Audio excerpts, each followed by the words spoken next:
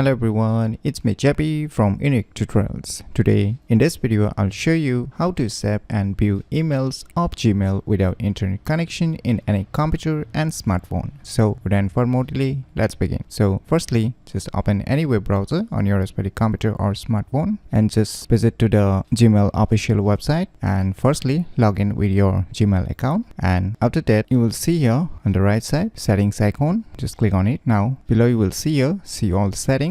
Just click on it. Now here you can see on the right side offline option. Just click on it. So by default this option will be turned off, so just enable it. Now below you will see about some storage, how much storage you have for the offline mails, and the sync settings, store emails for the last. By default the 30 days is been selected, so you can select it for 7 days or 90 days, whichever you want to select. And below there is a download attachment, so you can download directly while syncing. And below you can see here under the security options whether you want to keep the offline data on your respective computer or remove offline data from your computer. So say I want to keep the offline data on my computer, and now once you are done you can click on this save changes, click on this got it. So finally we are done. As you can see here you can create a bookmark also. As you can see here some instructions, you can just click on got it. So now whenever you don't have any internet connections, then you can view all the already saved emails on your respective Gmail without internet connections. And if you want to disable it again, just move back to the same settings option and just untick this enable offline mail